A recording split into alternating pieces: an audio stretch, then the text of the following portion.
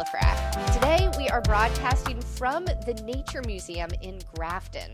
We're here as part of our ongoing series, Town by Town. It's our version of the 251 Club. For 1 hour every month, we focus on one town, no matter how big or how small it might be.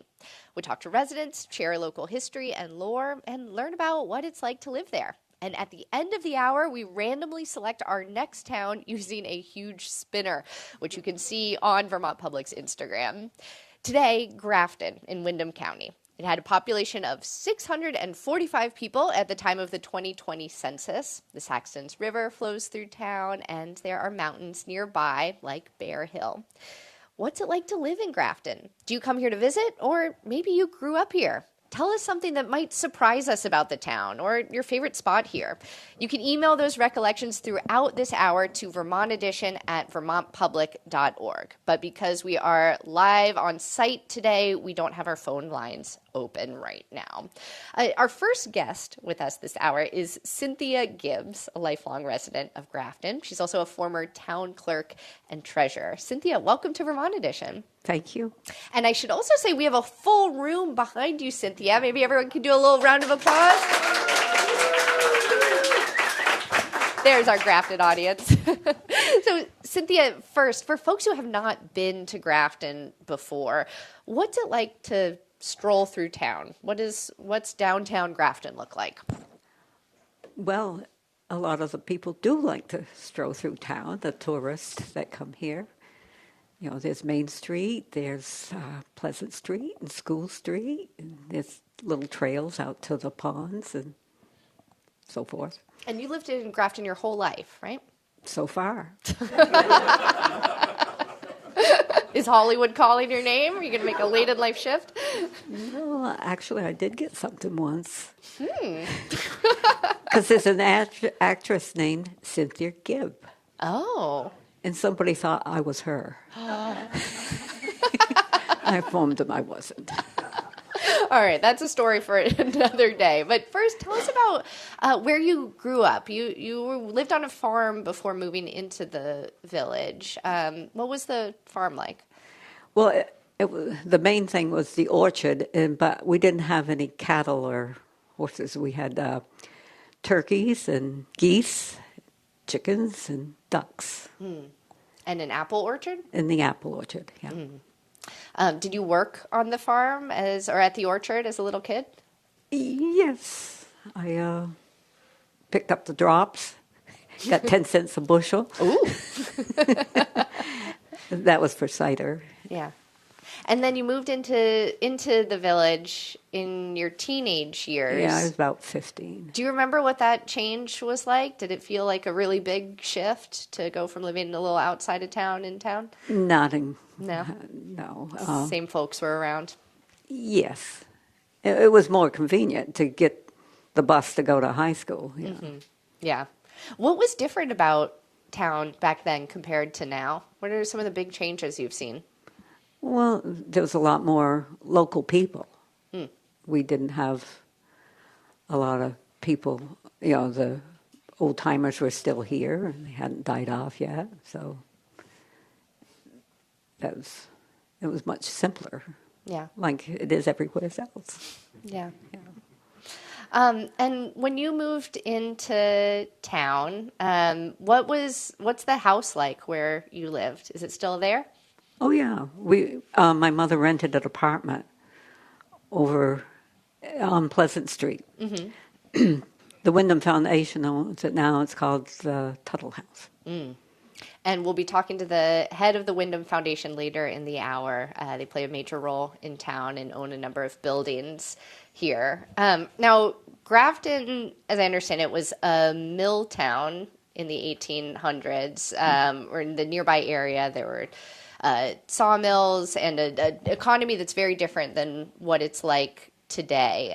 There's a pretty solid tourist economy here in town. Lots of people have second homes here and come up from some of the big Northeast cities. How has that changed town culture and the town economy in your view? I'm not sure. Well, actually, they have brought in more money. Mm-hmm. they're fixing up places, and that gives jobs to some of the local people it has over the years. So that has helped. Mm-hmm. And what's kept you in town all of these years? It's kind of a unique thing these days to live in the place where you grew up. Lots of people move far away from where their families are. Why'd you stay? Well, I guess most of my family was still here, and it was a good place to raise kids, we thought. Yeah. So, and we built, see, a lot of the young people in my era, too, got family land. That's why they were able to stay. And so it's been divided up for different ones, and so that's why a lot of them did stay back then. But now their children have moved away more than they used to. Yeah, yeah. And your kids too, right? You were just telling me you go up to Burlington to see your son. Yeah. Yeah. So, did you ever try to convince him to move to Grafton? No. Well, he might. I've asked him if he thought of coming back. Yeah. Maybe. Yeah. And Grafton has so many special town traditions and events. Do you have a favorite event that happens here every year, or a favorite time of year? Let's see. I've been hearing a lot about a fairy festival. Well, I've just been to that twice. And that's because I brought a little girl, so to me it's for little girls.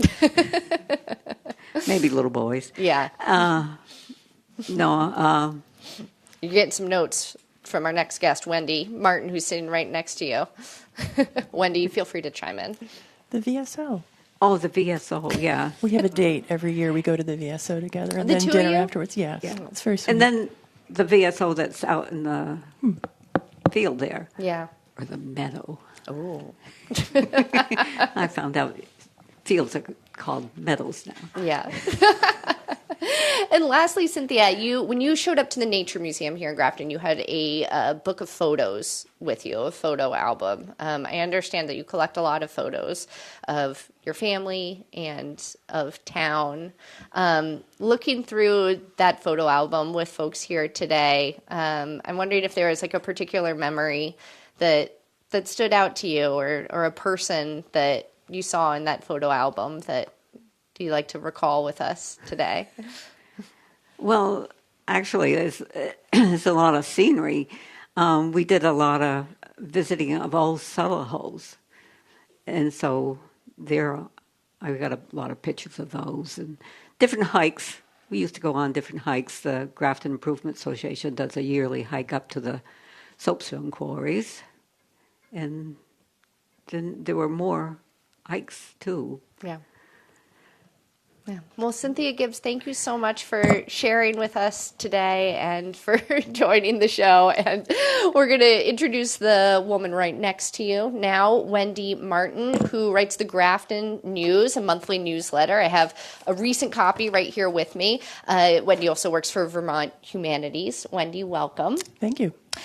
So you've been doing this newsletter since the early 90s? July 1990 was the first issue. July yes. 1990. Yeah. This seems like such a huge community service. It's not every town in Vermont that gets this much local news delivered to them every month. Can you just tell us some of the kinds of things that you report on in this newsletter? Sure. Can I start by saying who started the whole Please, thing? yeah. So the two women, there were a group of us who started it, but the two women who started it were Harriet Gelfen, who we called Harriet because she was in a hurry. She and Marcia Lesser had the poor taste to die because they were of an advanced age when they started it. But Harriet's dream was to inform the town and get people involved in town committees, boards, and just business. And so she got a group of us together, and one of your later guests was also in that first group, and he's still involved in it. And so they left us, and so I'm kind of left being the only one doing it. But it depends on what people send me for news. If there's no news, if there's no one sending me anything, then there is no Grafton News, really. I don't go out looking for news because it really is a volunteer thing that I do. I have as you said, a real job. So, well, I mean, a real paying job. Sure. So, and I think I told you when we talked that the big reason I do it, I'm sort of half kidding, is that so I don't have to run for boards or things like that. This is my volunteer commitment to the town. Yeah. So the kinds of things we cover, that was the original question, right? Try to cover the select board meetings.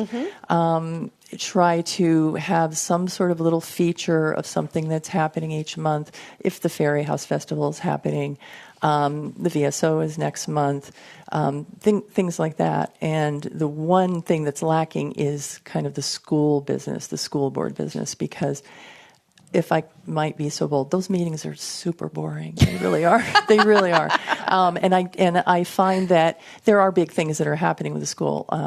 That's one of our big concerns. We have a really tiny school, and what's happening in the state, we have 30 kids in the school, so that's in the elementary school. Yeah, K-6, two towns. Yeah, so let's talk a little bit about the elementary school. Yeah. It's a really special place, but as many small schools in Vermont do, the population is shrinking of kids that go there. How have you seen it change? Well, when it was built around, I came to town in 1986, and I think it was built soon after that.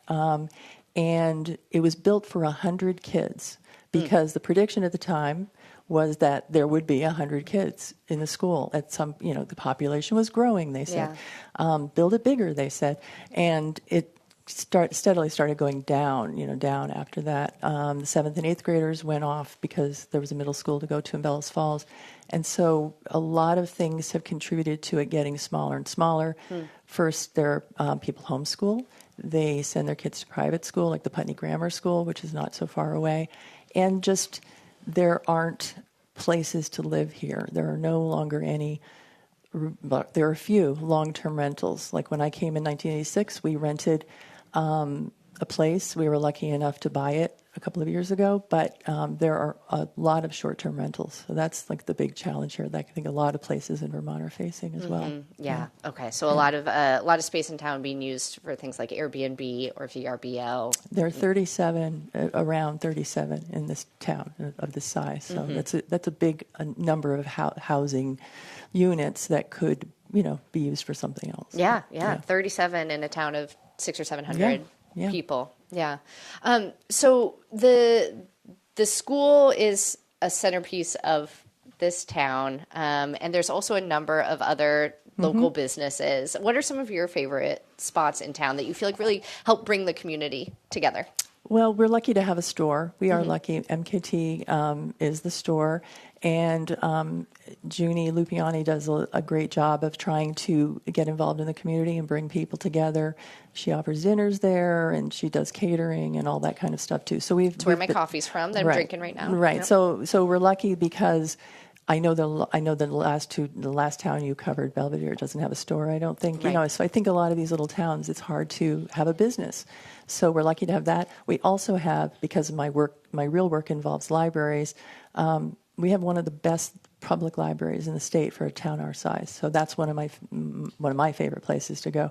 And let's see, I'm forgetting other places, but the school is, like you said, the center, one of the little centerpieces there, and the store and the library, and I also work at the town hall sometimes. So that's and we're also You're busy. We're also lucky to have a post office. That's another thing that you can't take for granted anymore, right? Yeah. Having a post office. So. Yeah. And the inn too. Also. That's right. Yeah. The Grafton Inn, which again is owned by the Windham Foundation, which we'll be learning a little bit more about later. If you have a favorite spot in Grafton and you're listening right now, you can write in and tell us about it. Vermont Edition at vermontpublic.org. Will Danforth wrote in to say that Grafton was the first town I ever visited in Vermont.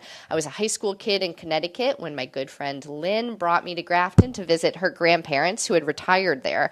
That visit and the others that followed planted the seed that led me to move to Vermont after my college graduation years later. Wendy, why did you move to Grafton? Well, my parents grew up here, actually. My parents and Cynthia, they're contemporaries, sort of. My parents a little older. So my father was in the service, so we moved away, and I came back. I think like being in a little town. I was thinking about this. I thought you'd say, "What do you like about being here?" It's nice to be in a little town because I think one person can make a big difference. Yeah.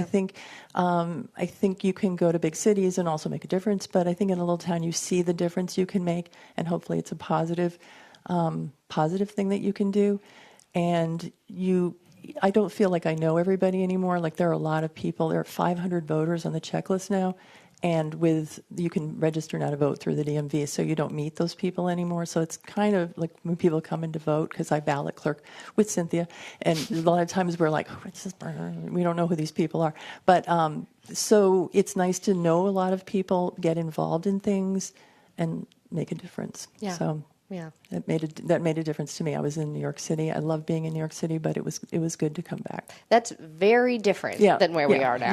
Yeah. You're a woman of extremes. It is. Yes. No in between. So for somebody who knows this town so well, I'm curious what it feels like to start noticing lots of people who you don't know or seeing names on that voter list. I mean, I imagine a tough balance between, wanting the town to grow, wanting it to be economically vibrant, but also really loving that feeling of knowing everybody that lives here and feeling really tight-knit. Well, I think you still have that because we're not talking like 1,000 people have moved in. Yeah, it's not anything like that. Yeah. So you still do have that feeling. You don't see those people all the time because Grafton, land-wise, I don't know exactly what the square miles are. I used to know, but it's pretty big. So they're spread out. So even if they're not in the village, there are a lot of people, and you just don't necessarily see them all the time. I think it is a balance, but I think it's healthy. If I was looking at some Grafton Newses from the 90s this morning because I had to prepare, of course, and it felt like there was so much more going on because there were more young families, there were more younger people involved in day-to-day things, a lot of PTG things and all of that kind of stuff. So I struggle sometimes not to fill the Grafton News, but to make it beyond booster. You know what I'm saying? Yeah, it's like a booster thing now, it feels like to me. We used to have more feature stories, and it doesn't feel the same that way. So I miss that kind of busyness, I think. Mm-hmm. Yeah. And lastly, I know one thing that a lot of small towns struggle with right now is getting people involved in town government. We were just talking with Cynthia, who is a town clerk and treasurer for a while. I know, Wendy, you're very involved, but have you seen a struggle with that here too? Yeah, so I started by saying that Harriet Gelfin's dream was to get more people involved in things, and I think we have failed. I mean, I don't think it's really done that. I think there's something mystifying about serving on the select board, for example. I think I don't know if it's because they don't want to talk about dump trucks all the time. I don't know what it is. I mean, that feels like the biggest part of the town budget is road maintenance. Yeah. It really is. And so I think people aren't involved because of that. Same with the school board. I shouldn't have said how boring it is, but I think it's a difficult thing. I think people run for boards thinking they can make a certain kind of difference, and then it ends up being something else. But we need more people involved in things. Yeah, we do. It's not happening. So, yeah. Well, let this be a call. Hopefully, to the folks who are listening. Yeah, and it does seem like there's so many vibrant things about Grafton, so many different places where people gather, not just the nature museum, but the market, the inn, that there really is that spark that still exists. Well, we're trying. Yeah. So. Yeah. Wendy Martin writes the Grafton News. She also works for Vermont Humanities. Thank you so much for chatting with us today. Vermont Edition, if you're just joining us, we're broadcasting live from Grafton as part of our Town by Town series, where we try to get to know every single Vermont municipality in depth, and there's a lot more to learn about this Windham County town. If you are a Grafton cheddar fan, for example, you're going to want to stick around because in a bit we are going to learn some of the secrets to their famous cheese. That is coming up soon on Vermont Edition. Stay with us. Thanks for listening to Vermont Edition, where support comes from UVM Cancer Center, sharing that November is Lung Cancer Awareness Month. Learn how lung screening can save lives at vermontcancer.org. Welcome back to Vermont Edition. I'm Michaela Lafrac. We are broadcasting live from the Nature Museum in the town of Grafton in Windham County. We're here for our monthly series, Town by Town, where Vermont Edition tries to focus on every single town or city in the Green Mountain State. Today, Grafton. It's known for many things, including its cross-country ski trails, its famous cheddar cheese, its centuries-old inn, and its tight-knit community of residents. If you used to live in Grafton or still do, or have just passed through on your travels around Vermont, email us. What's something that might surprise us about the town or your favorite spot here? Our email is vermontedition@vermontpublic.org. Our next guest is Patrick Cooperman. He's the president of the Cooperman Company, which manufactures fifes and drums, and he's also active in the Grafton Historical Society. And Patrick, you were one of the people where when I was calling around saying, who should we talk to for this Grafton show? Everyone said, have you talked to Patrick? You talked to Patrick? Nice to think so. Thank you so much for being here. Oh, sure. So one fun fact I learned when I was flipping through Vermont place names and looking at the Grafton entry was that Grafton was not always Grafton. It had a different name when it started out. Can you tell us that story? Well, sure. I think as part of a sort of a land grant program, this area was called Tomlinson and then Tomlinsonville.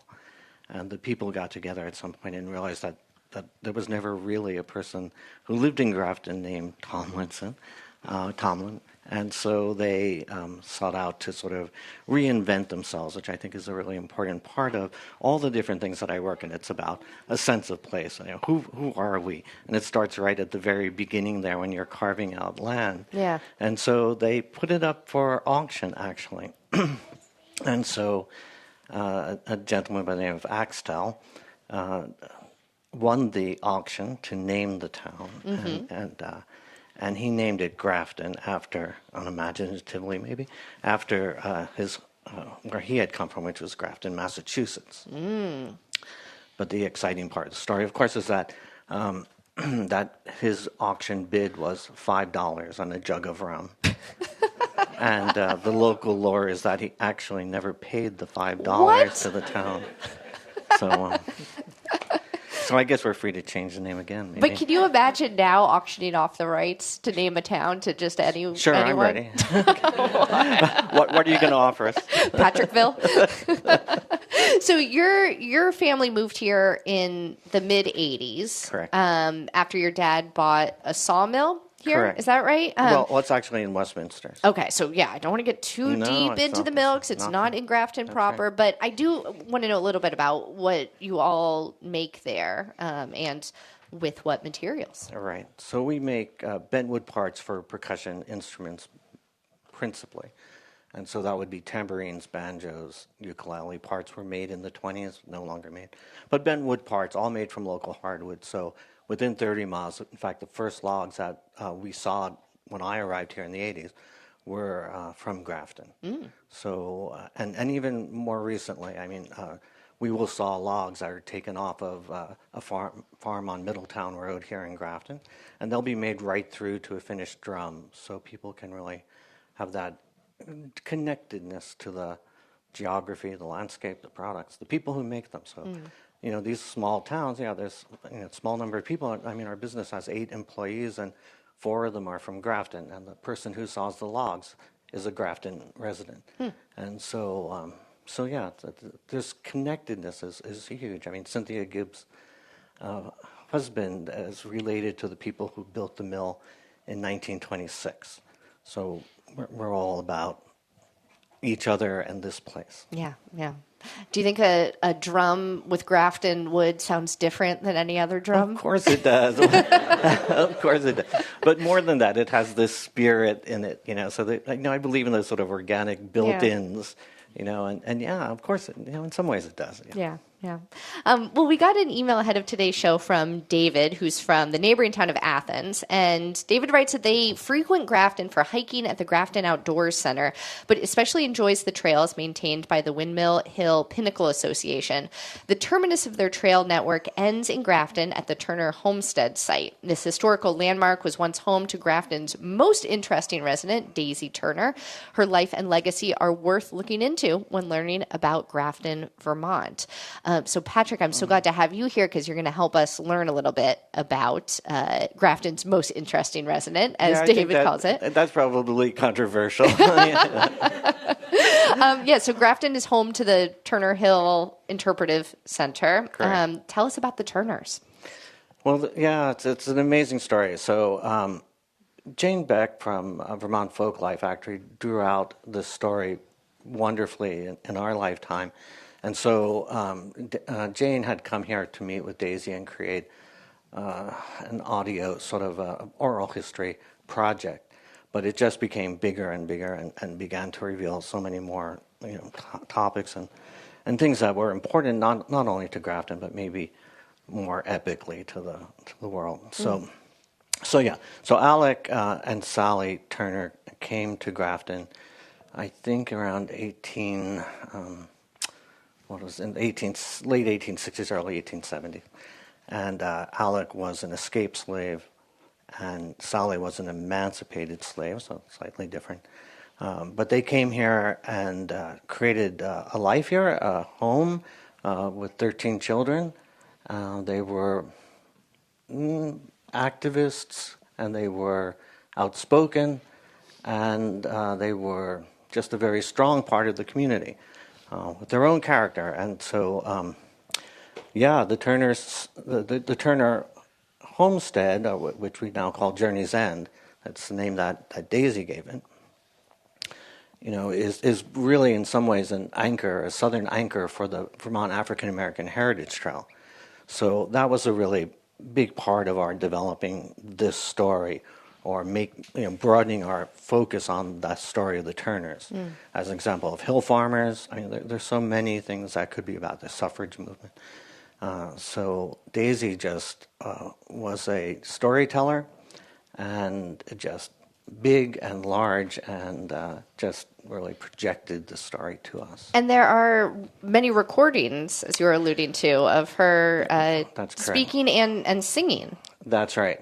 And, in a lot of ways, at the Historical Society and at the Turner Interpretive Center, we talk about how important, from maybe a pedagogic point of view, like radical listening is.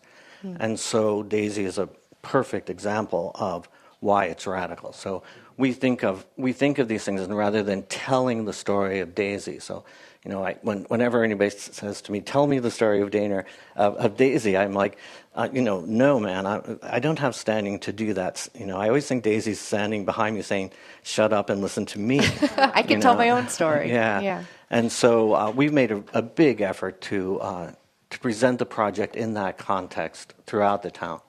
And so there's an in-town interpretive center, which gives you visuals and audios, but is really intended to sort of tweak you to begin to listen to Daisy and take that story, say, look out the window, you can see the hillside where the Turners live. Look down Main Street where you see where the Turners went to the store that's now MKT. Look out the window and you see the church where the Turners worshipped. Oh. But in addition to that, we've, of course, tried to modernize ourselves. So we have QR codes that will take you to the audio recordings of Daisy, and you can literally hear her voice. And that's a really important part of this. Yeah. And then if you have the energy and the time, you can hike up to the site, the Turner Hill site, which, the remoteness of it makes it special, and special maybe for them and for us. What's it look like up there? It's really rural. So there's now a very large beaver pond that if the Turners were still anywhere near this place, they would be getting rid of those beavers controversially.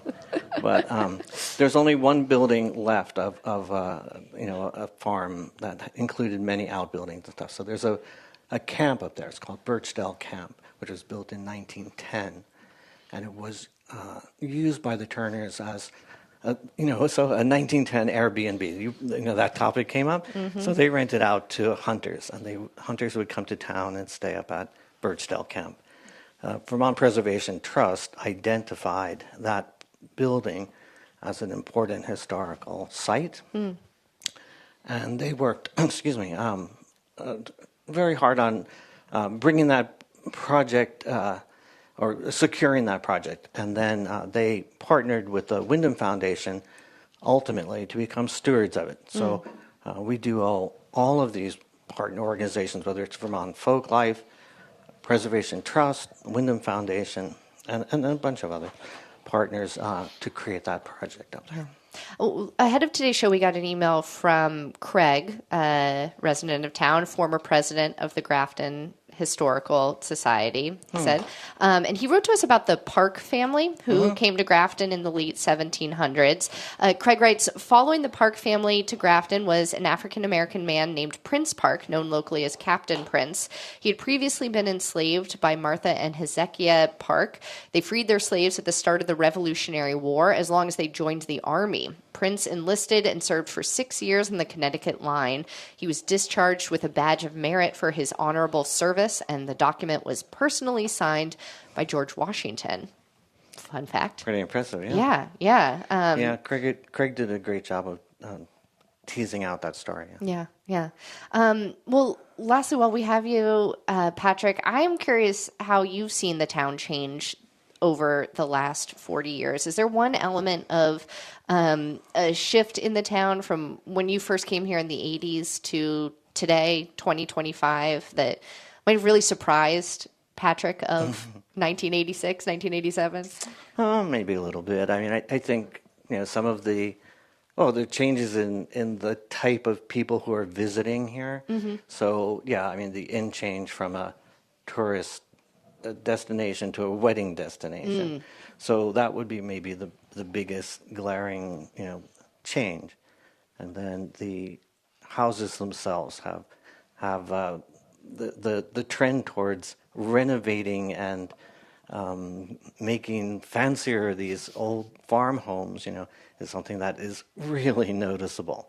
So we've changed from a sort of, and I think the Windham Foundation had always sort of elevated the sense of downtown Grafton in a way. So, but it was still rather simple, and now things are becoming much, much fancier. Yeah. Well, lots of change still afoot, and we're so thankful for you and the other folks at the Historical Society that are preserving all these old stories that you were able to share with us today. Patrick Cooperman, thank you so much. Yeah, thanks for having me. All right, our next guest is the force behind one of Grafton's best-known products, one of the forces.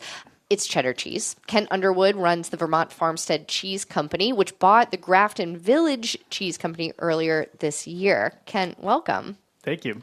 Well, we just heard about Daisy Turner from Patrick, and you all mark her legacy in the way that Our storyteller any good cheese company would do, through naming a cheese after her. Can you tell us a little bit about Storyteller? Definitely. So Grafton Village Cheese is a 130-year-old cheese company known for their cheddar, but over the last 10 years has expanded to incorporate more cave-aged cheeses, and those cave-aged cheeses have been brought sense a place to different locations in the town, Storyteller being named after Daisy Turner and her legacy, and also Bear Hill and some other ones. When did your company buy Grafton's Cheese Company? What's the story behind that? So Vermont Farmstead started with a group of neighbors coming together to preserve a farm in the Woodstock area.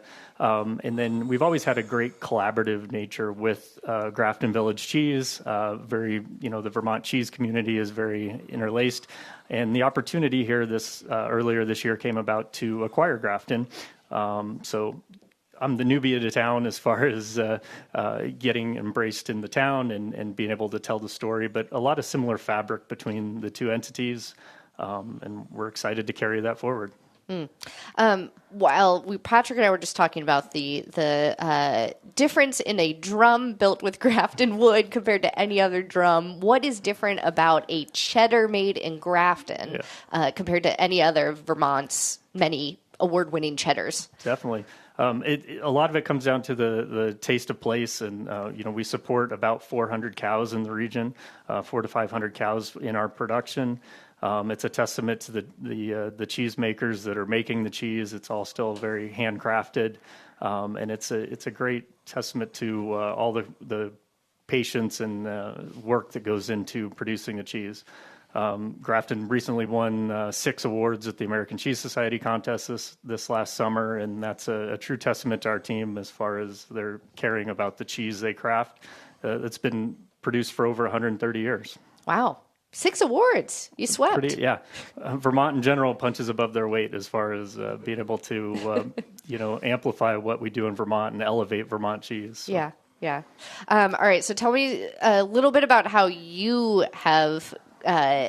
make cheese, and you've worked in the cheese industry in many different places, right? Yeah, have a unique background. I've lived in Vermont for 22 years. Yeah. I'm a 6th generation dairy farmer as far as owning cows, being involved in cows, so I bleed milk. And was originally recruited to come to Vermont back in 2004, and have really engaged in the community of farming and dairy farming and how important it is to the terrain and the landscape and the working landscape of Vermont. And about 90% of Vermont dairy moves out of the state in some form. So it's our job to take the milk and create great products that everybody wants to consume from Vermont. So what are the differences, if there are any, between the market locally in Vermont, Vermonters' cheese tastes, and those of the rest of the country? Yeah, we're very lucky in Vermont. We have 38 cheesemakers, and then you can even say the word cheddar, and we have you could build a whole table full of amazing cheddars. And in Vermont, we have Grafton, Cabot, all the different players, and each one is unique and amazing in their own sense. And Grafton's kind of known for 1-year, 2-year cheddars as well as some flavors, and that's really what customers nationwide are really looking at, is that sense of place and sense of taste that we create right here in Grafton. Mm-hmm. Talk to me about the maple smoked. Yeah, so smoked is actually our largest selling cheese as far as we use maple wood to smoke our 1-year-old cheddar. So it's kind of unique in the marketplace as far as that balance of getting that smoky bark on the cheese, on the cheddar, but still have a stand-up amazing cheddar with a little bite there. Do you still do the cheese ends? Or you smush them all together and sell? Yeah, definitely. So MKT, that's a great right in town. They're the biggest consumer of our cheddar ends, and you'll find it all over the menu there. And it's been great to embrace the different synergies in town as far as through the local market at MKT. In the inn, they utilize our cheese in the offerings for people when they check in, through all over the menu as well. I'm biased. I'm a big Grafton cheddar fan, and my favorite thing to buy is the big blob of cheese ends. Special to our area. Well, we just got an email from Trice in South Burlington, who says that that the local museum in Grafton is a gem. There's an unbelievable collection of local Vermont historical artifacts. If you have a favorite part about Grafton, maybe you visited here over the years, or you grew up here, write in and tell us about it at Vermont Edition at vermontpublic.org. Ray wrote to tell us that the Rushton Farm sells the best milk that you've ever had.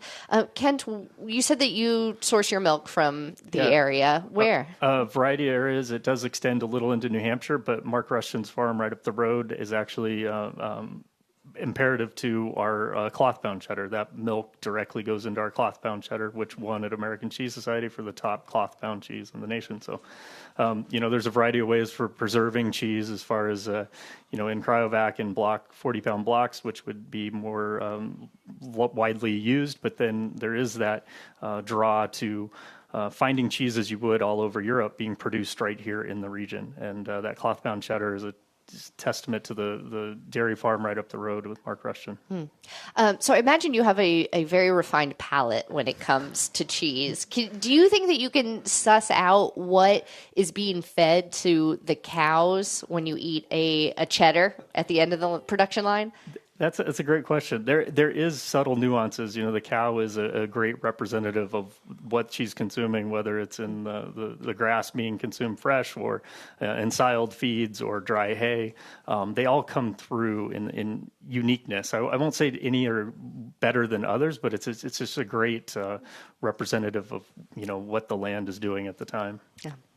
And then Kent, as you've gotten to know Grafton through the purchase of the Grafton Village Cheese Company by Vermont Farmstead, what stands out to you about the town as a relative newcomer? Yeah, it's been very embracing.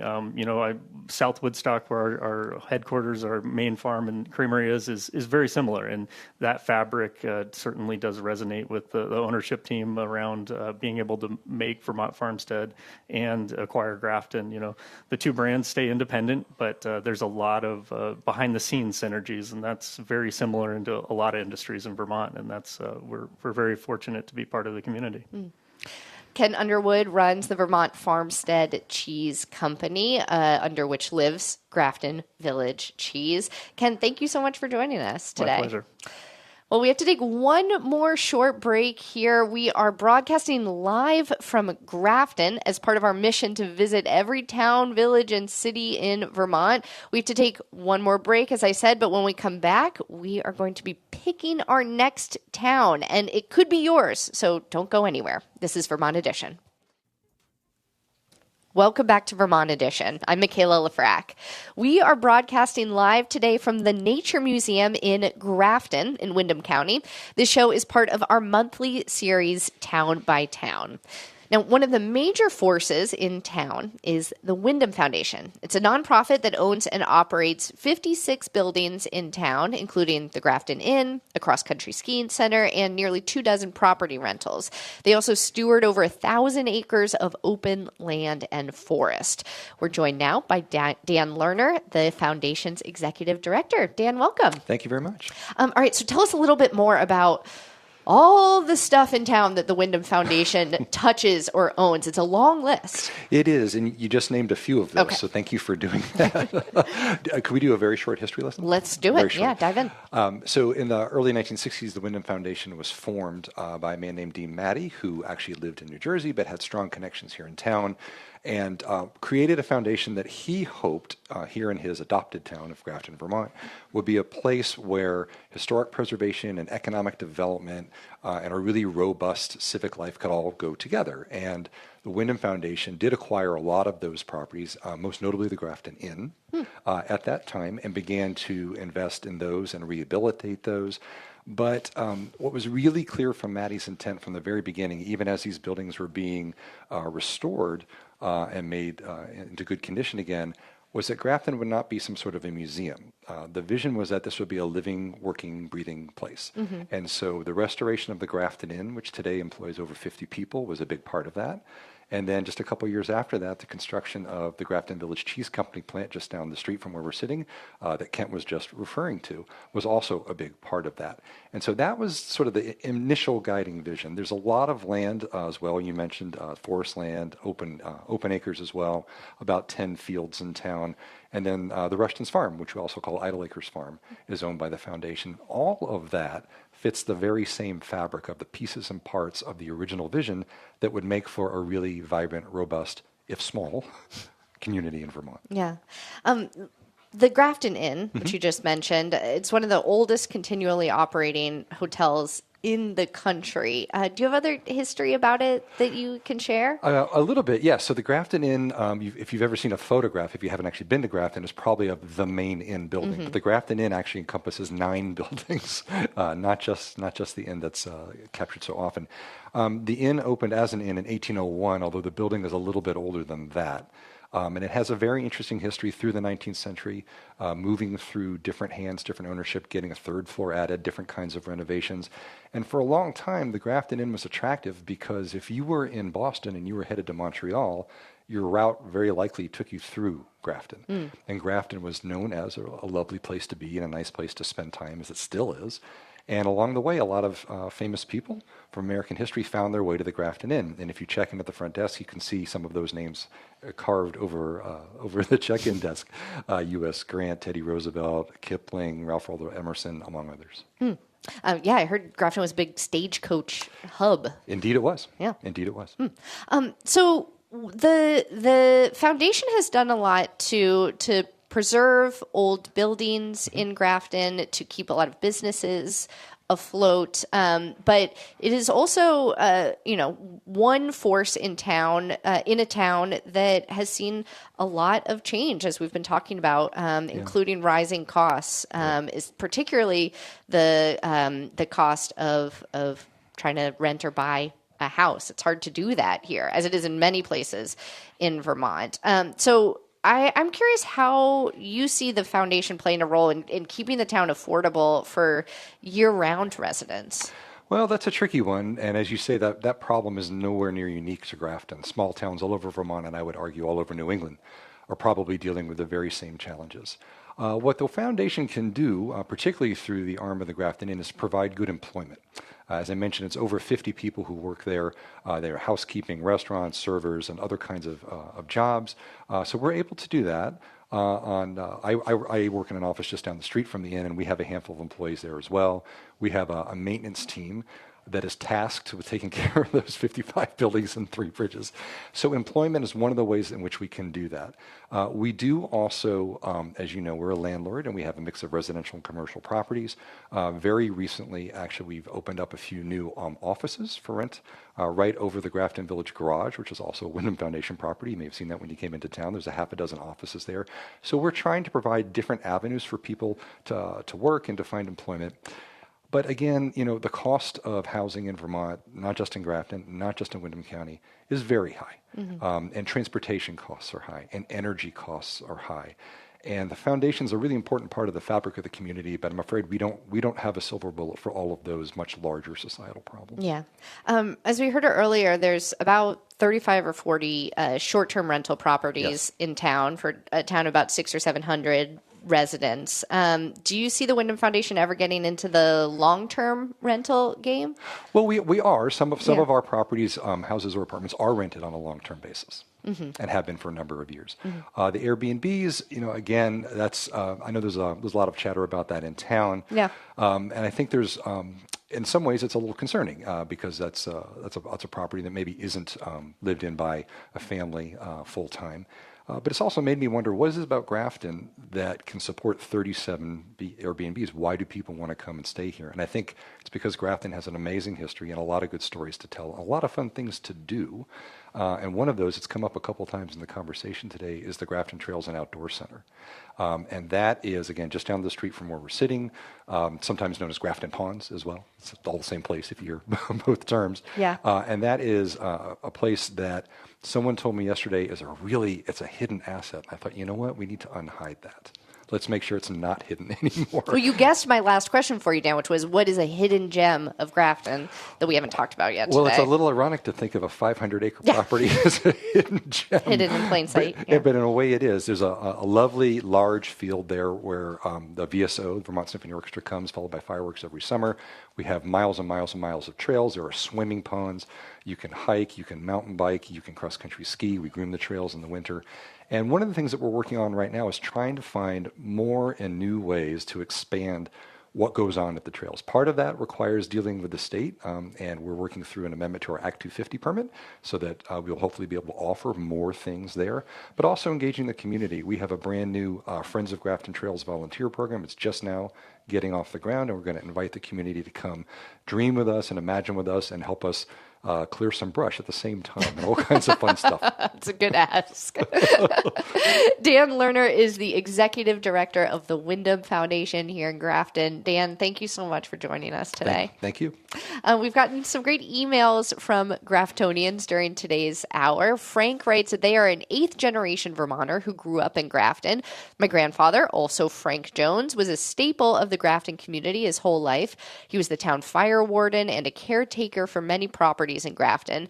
There's a bobcat in the Vermont Nature Museum that was shot by my father, also Frank Jones. And one of their ancestors was a captain in the Union Army during the Civil War, and he supposedly fired the first shot of the Battle of Gettysburg. And to this day, our email writer Frank still has that Civil War sword of his ancestors. Grafton, he says, is in my blood. Well, there's a lot in that one, but one thing we can certainly talk about is this bobcat, because our last guest is the executive director of the Nature Museum in Grafton, Nikolas Katrick. Nick, thanks so much for joining us. Oh, thanks for having me. Do you know this bobcat we're talking about? There is indeed a bobcat upstairs that everybody can go and take a look at after this episode. Well, now we know who killed it, I guess.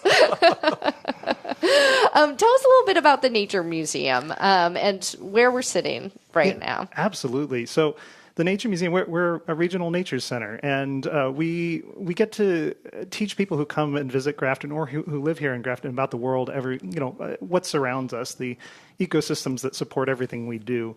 And we're so excited to be able to do that because we can not only connect with people in fun ways. They can come and play at a playscape at the top of the hill. They can come to the Fairy House Festival, which has been mentioned a few times, which is for all ages because play is for all ages. And also through school programs, through adult workshops. We run the Bellows Falls Fish Ladder Visitor Center. So we try to make nature as accessible as possible, which in a state like Vermont, we think about nature all the time. I mean, this is, the Green Mountains state, but not everybody has equal access to getting outside. And so we're really trying to provide that for everybody. Yeah. Well, as I mentioned earlier, we are broadcasting from the Nature Museum. We have a crowd with us here today. Maybe everyone could do a little clap, remind them that we're here. One audience member is not clapping right now. That is Teddy, a massive bear, a taxidermied bear that is smack dab in the middle of our audience right now. Can you tell us a little bit about Teddy? Because I've been looking at him this whole hour. Yeah, Teddy is the newest resident of the Nature Museum, donated by Chris and Harvey Hill over in New Hampshire. And Teddy is not a native bear to Vermont. I'll just lead with that. He is a Kodiak bear. He is very tall. What's really great about Teddy is he teaches us about the diversity of bears in North America. We're not going to see a Kodiak in Vermont, or at least I don't think we will. Oh boy. But we do, our native bears here, they're much smaller, but still play a really important role in our ecosystem. So finding out about other bears that are happening, that exist in North America is a really great lesson. And Teddy is here to help us teach that lesson, though he's not much of a conversationalist. No, he's really not. He's very heavy, though. He's on wheels. I rolled him back a little bit earlier today to make some space for human audience members. Yeah. Do you have a favorite taxidermied creature that is in this museum? I see some birds over here. There's lots of little critters. I am partial to wild canids. That's what I've studied in the past. Wild canids. So that would include wolves, foxes, coyotes, and such. They're such important animals to Vermont and to all over the Northeast. But eastern coyotes are so much fun. And we have one upstairs, a taxidermy eastern coyote. And they're so cool because they're an animal that has come about in the last 150 years. They've interbred with wolves and dogs and coyotes from out west. And so we have this new species emergent that plays a very different role in the environment here. Not the same as wolves did in the past and not the same as foxes do now. So I'm very partial to the eastern coyote. Yeah. Have you seen one out in the woods? Oh, all the time. Yeah? Yeah. Ooh. What are some other animals or any other critters that you might see in some of this land that, Dan was just talking about us with? There's so much preserved woodlands in Grafton and the surrounding region. Yeah, and the diversity of habitat means that you get to see a lot of different things, especially right here in Grafton. We have a gray fox family that lives on the hill up here. We saw pups last summer in somebody's backyard just here in the middle of Grafton. We've definitely had deer and moose and all sorts of different kinds of birds. We have amphibians. We have, I mean, you name it. There is a really wide diversity, even in a northern climate like this, not to mention things like maple trees and birch trees and ash trees, which are really suffering right now. So we get to witness a pretty stunning array. Yeah.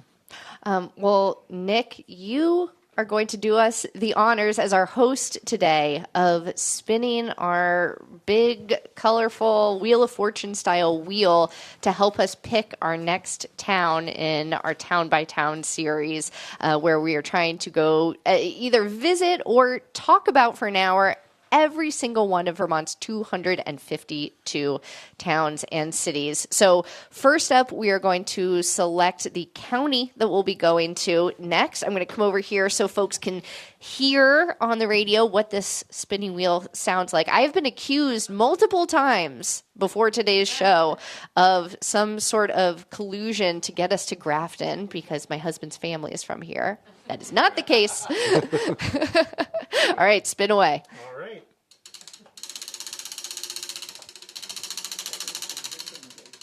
All right, let's see. We've taken out Windham County, so we're not, that's one thing we've learned. We're not going to do two towns back to back, at least right now. So it's slowing down.